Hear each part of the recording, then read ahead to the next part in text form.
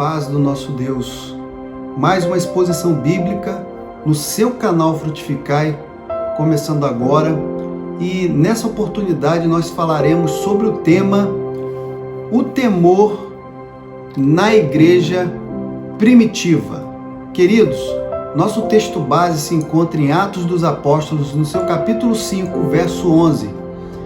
E nós queremos dar uma ênfase sobre um assunto muito importante, queridos, porque o acontecimento nessa passagem muitas das vezes são explorados de forma muito errada, ou às vezes não tem a profundidade que deve ter.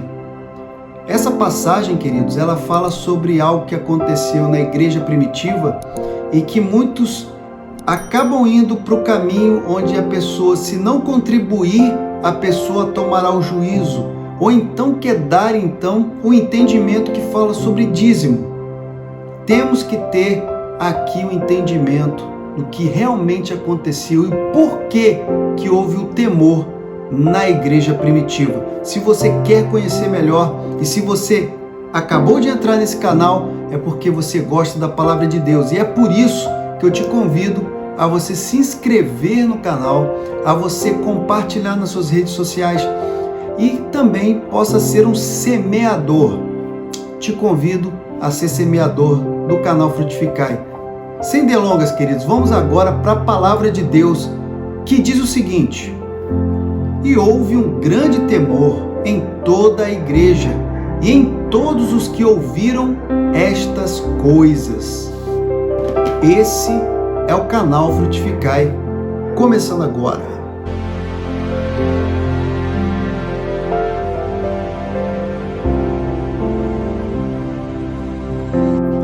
Bom, queridos, nós iremos falar de alguns tópicos importantes aqui que concernem a palavra de Atos dos Apóstolos, no capítulo 5, no seu verso 11, e nós falaremos por que houve temor na igreja primitiva naquele tempo. Nós vamos falar exatamente o que aconteceu com Ananias e Safira. Queridos, é algo tremendo, porque não é somente o que todo mundo passa, o que a maioria passa. Nós temos que entender o contexto e de que realmente aconteceu, o que se tratou esse acontecimento ali na igreja primitiva. Para que isso aconteça, eu vou dividir essa exposição em tópicos. O primeiro tópico no que eu quero falar hoje é o seguinte: como era fazer parte da igreja primitiva e aderir a essa comunidade. Bom, queridos, para isso nós temos que ler em Atos dos Apóstolos, no seu capítulo 4, verso 34 e 35.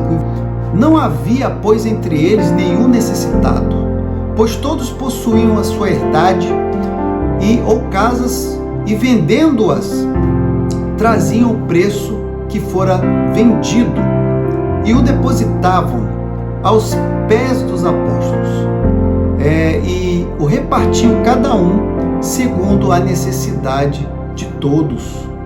Queridos, aqui está falando sobre exatamente a forma como era a igreja primitiva. Aqueles que possuíam heranças, bens, eles vendiam, eles depositavam, e aquele valor arrecadado, ou aquele valor que era colocado ali para a comunidade, ele era para a necessidade de todos. Não era somente daquele que de repente colocou aquele dinheiro. Bom, a comunidade cristã da igreja primitiva que nós estamos falando do primeiro século, ela vivia em plena comunhão de bens. Isso já dá para entender, queridos. Esse era um forte da igreja primitiva. Tanto que todos aqueles que aderiram e queriam fazer parte dessa igreja ou essa comunidade cristã, eles automaticamente entendiam que poderiam vender e dar o valor dos seus bens para que fosse administrado por essa liderança cristã. Mas isso porque havia uma confiança de que todos teriam um tratamento e até mesmo a administração desses bens seriam de forma igualitária, queridos. Isso era algo muito sério. Por quê? Nós podemos ver aí no verso 34 que acaba nos reafirmando que a igreja era conduzida de forma que ninguém passava necessidade. Nenhuma das pessoas. E isso quer dizer que mesmo aquele que pouco tinha para oferecer não passava necessidade. Assim como aquele que tinha um pouco mais, também não. Então era uma forma igual de ter o tratamento a todos, em que todos eram tratados em todas as formas, e principalmente em suas necessidades. Então, queridos, um dado importante é a confiança que esses membros eles tinham em relação à liderança cristã e à administração justa daqueles bens que se tornavam de uma forma comum, que era, na verdade, de todos. E uma informação interessante, queridos, é que se a pessoa abdicasse dos seus bens e não tivesse onde dormir, não tivesse onde se hospedar, ele não ficava jamais sem um teto, sem uma acolhida. Ele era sempre abraçado, ele era sempre trazido para ser cuidado. E se porventura, ao aceitar a Cristo, ele tivesse que sair do seu clã ou da sua família, aquela família da igreja primitiva, que era uma família uníssona, ela então abraçava essa pessoa e a acolhia de forma que a trazia e cuidava dessa pessoa. Então ela não era uma pessoa que era colocada para fora da sua família e ficava por isso mesmo. Uma vez que aceita a Cristo e quer participar da igreja primitiva, você era abraçado, você era acolhido, você era trazido para esse meio e você era cuidado. Bom, queridos, mediante tudo isso, a gente pode até ressaltar que conseguimos entender e conseguimos visualizar que não havia diferença entre seus membros por nenhum requisito.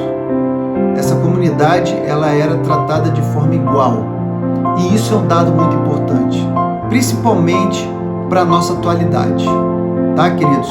E até mesmo no início da igreja primitiva, os judeus da igreja, os judeus que se convertiam, que eram agora cristãos, mas eram judeus, eles muitas das vezes, sendo necessitados ou tendo dificuldades, eles eram abençoados e tratados por comunidades gentílicas, comunidades daqueles que não eram judeus e que tinham aceitado a Cristo e que muitas das vezes foram fundadas por Paulo e outros. Então esse dado se faz importante para a gente entender o quão maravilhoso era fazer parte da igreja e como isso acontecia.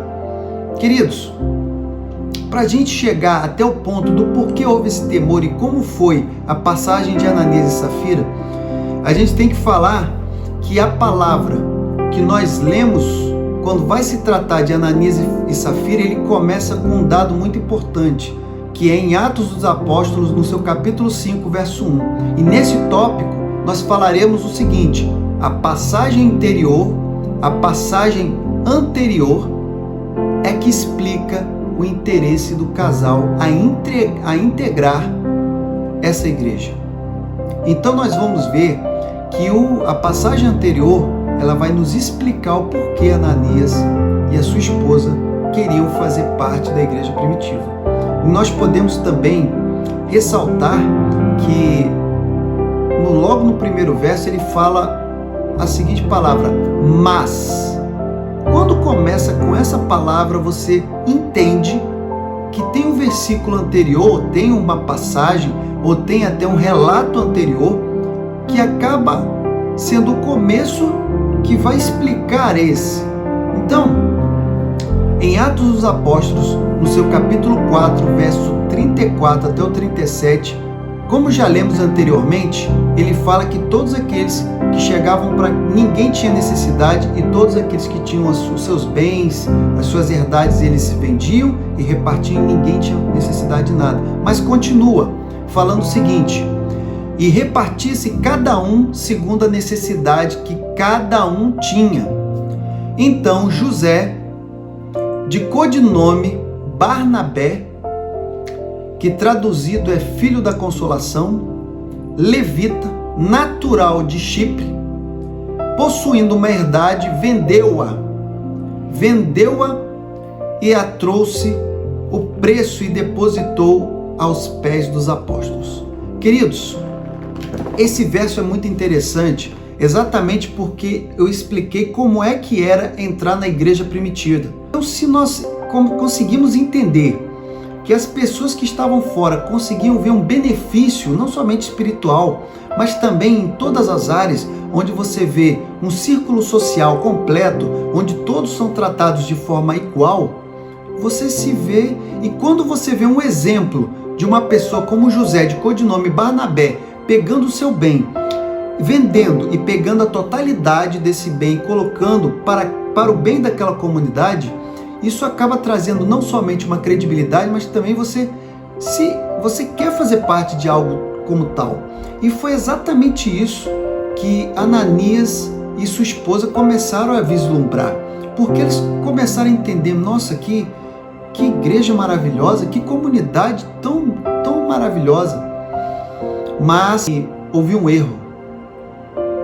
Houve o erro de Ananias, e é exatamente o nosso próximo tópico, que diz assim: qual é o erro de Ananias? Queridos, o erro de Ananias, queridos, foi porque ele se apresentou com o exemplo positivo de José, de codinome Barnabé, como se estivesse entregando 100% do valor do qual ele tinha vendido o seu bem. Ele quis fazer da igual forma. Agora, por que será que ele quis fazer dessa forma, queridos? Quando você faz parte da igreja primitiva, se você desse todo o seu bem e você ficasse praticamente dependente da comunidade, essa comunidade, todos se apoiavam. Você era amparado por essa comunidade. Então quer dizer que você deu 100% do que você tinha. Então você tem 100% de apoio dessa comunidade.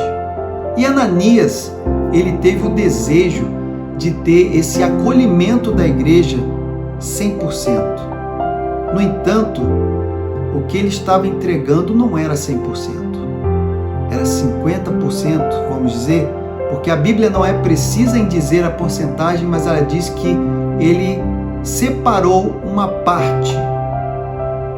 Queridos, seja ela qual foi a porcentagem, mas isso mostra que Ananias estava faltando com a verdade, estava querendo o amparo e a proteção 100% daquela comunidade, daquela igreja, mas não queria entregar o 100%. E aqui eu quero dar ressalva de que eu não estou falando de dízimo, não estou aqui fazendo apelo para a parte monetária, não estou aqui falando de que você tem que entregar seu 100%, estou fazendo apologia, nada disso. O que eu estou dizendo é os acontecimentos que tiveram exatamente na igreja primitiva nessa passagem. Ananias, ele queria 100%, tanto que no versículo 3, Pedro diz a Ananias que Satanás encheu o coração dele. E porque ele estava mentindo ao Espírito Santo e retivesse parte do preço do seu bem. Por que ele fez isso? Porque ele quis mentir. Nós vemos aqui a forma gananciosa de Ananias. E como eu expliquei, essa mentira beneficiaria totalmente a ele e prejudicaria muitos daqueles que estavam dentro da sociedade ali, dentro da comunidade. Então nós temos que ver que essa mentira, ela não atingia somente aos membros, mas também era uma mentira que poderia manchar aqueles que faziam a boa obra, e isso estava atingindo ao próprio Deus. Então, queridos, o que eu quero dizer aqui de pronto é que o erro de Ananias hoje acontece, mas você não precisa ficar preocupado, querido, e nem precisa julgar, e nem precisa se irritar, e nem precisa ficar falando aos quatro ventos contra tal pessoa. essa pessoa pode se arrepender. No caso de Ananias, ele foi um exemplo negativo no qual Deus não quis dar a oportunidade. E no qual tem correntes teológicas que explicam um pouco sobre a rigidez e até mesmo a forma instantânea no qual ele foi julgado e teve seu juízo. Mas não é o ponto da nossa exposição hoje. Mas o que temos para falar, queridos, é que hoje, no tempo de hoje, ainda acontece muito de pessoas que querem usufruir da comunidade cristã, quer sugar da comunidade cristã, quer sugar dos irmãos, das irmãs, usando o bom nome do Evangelho, usando o bom nome do nosso Deus. E isso, queridos, terá o seu preço. O mesmo preço que Ananias pagou. E não temos que ter medo, não temos que ter nem mesmo o trabalho de falarmos, de denunciar ou qualquer coisa desse tipo. Fique tranquilo e na paz.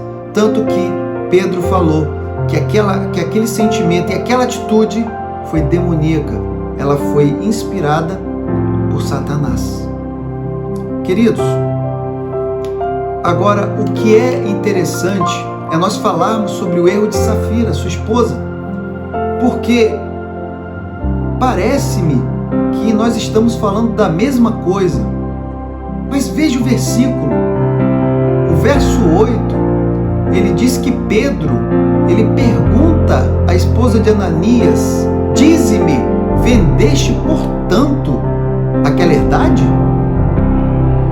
Ele dá a oportunidade de repente ela não falar a mentira. Ele dá a oportunidade de ela refletir de repente naquele momento, porque nós podemos entender essa oportunidade, e isso eu não estou afirmando, mas é uma hipótese, de que o mentor da ideia de entregar uma parte e ficar com outra foi de Ananias. Então Ananias, ele foi logo, entregou, e Pedro logo foi ali e falou: por quê? Mentistes ao Espírito Santo e deixastes o adversário, né? Agora ela não, ele pergunta: foi por tanto que você vendeu o seu bem? Foi por esse valor? Só que nesse momento, queridos, nós vemos a esposa de Ananias também não aproveitando a oportunidade de falar a verdade e de fazer parte daquela comunidade de forma honesta, de forma verdadeira, e acaba mentindo. E com isso também vem então julgamento sobre Safira.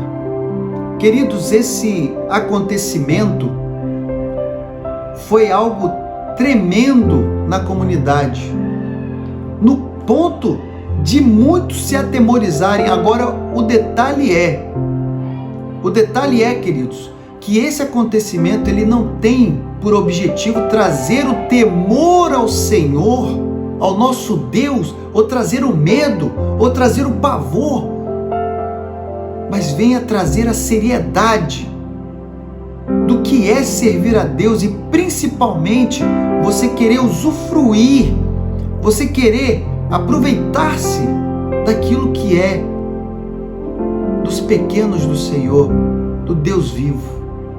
Queridos, aquela comunidade uníssona, que um cuidava do outro, que na verdade, um supria a necessidade do outro, tanto que, outro detalhe que eu quero dizer, que Pedro também diz que o bem estava com ele, o bem era dele. Ele não tinha posse do bem? Mas se o bem estava com ele, o porquê dessa atitude? Ele nem precisaria vender. Então, outro detalhe importante, queridos, é que quem fazia parte da comunidade cristã não era obrigado a vender seu bem, não era obrigado a dar 100%. Isso não era uma obrigatoriedade. Agora, o que era chamado para os membros dessa comunidade é ajudar o necessitado, o pobre, a viúva, o órfão. ajudar aqueles que precisam. Essa parte era sim uma parte no qual essa comunidade era chamada a fazer. Agora não era obrigação, não era uma imposição no qual tinha que vender 100% do seu bem, tinha que vender tudo e deixar para a comunidade. Não, isso era uma coisa voluntária, queridos. Mas uma vez que era feita, você tinha todo o acolhimento, todo o tratamento dela, desta comunidade e desta igreja. Então, queridos, nós temos que entender, queridos, que esse acontecimento, ele tem um detalhe final, no qual está no versículo 11, que nós lemos, que fala o seguinte, e esse é o último tópico que fala o temor ocorrido na comunidade. Houve um grande temor em toda a igreja. Veja bem, em toda a igreja. E em todos os que ouviram estas coisas. Então, queridos, veja, não somente aqueles que estavam presentes na comunidade, na igreja, ficaram com temor, como também aqueles que não estavam e que eram da comunidade, como aqueles que nem faziam parte, como aqueles que ouviram dizer. E o que é a lição que nós trazemos aqui? Com Deus, queridos, não se brinca. O exemplo que trouxe, que foi negativo, no qual veio a ser inspirado por José, de codinome Barnabé, no qual teve seu coração realmente aberto para ofertar e fazer parte 100% daquela comunidade, ela não podia ser manchada por Ananias e nem sua esposa, de repente dar o valor e reter uma parte e ali usufruir 100% da comunidade. Isso não podia acontecer. De tal forma que quando isso aconteceu e quando a notícia se espalhou, houve um grande temor, queridos.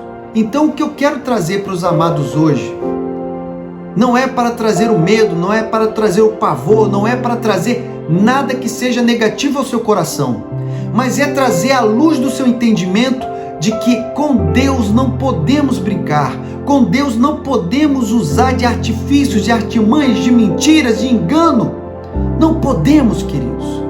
Nós devemos agir de forma genuína, verdadeira, de forma de coração puro e aberto.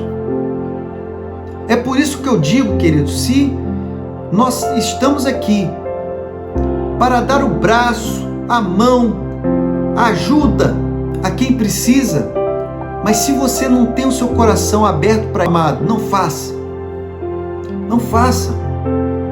Porque se sua mão direita tem que saber o que a esquerda fez, então uma hora você vai querer de volta aquilo que você deu. E de nada adiantará. E essa comunidade aqui, ela tratava de todas as necessidades daqueles que estavam ali naquela igreja. De tal forma, amados, que eu vejo quão grande é e como seria bom se toda a igreja fosse unida, queridos. Isso, às vezes, toca o meu coração de ver como é hoje, de olhar realmente somente a sua necessidade, somente ver o que você precisa, o que você quer, mas de repente não olhando para o lado de pessoas que têm tão menos, e às vezes estão pedindo tão pouco, e nem esse pouco está sendo ofertado. E mais uma vez eu quero deixar para os amados que eu não estou fazendo apologia a doações e nada disso.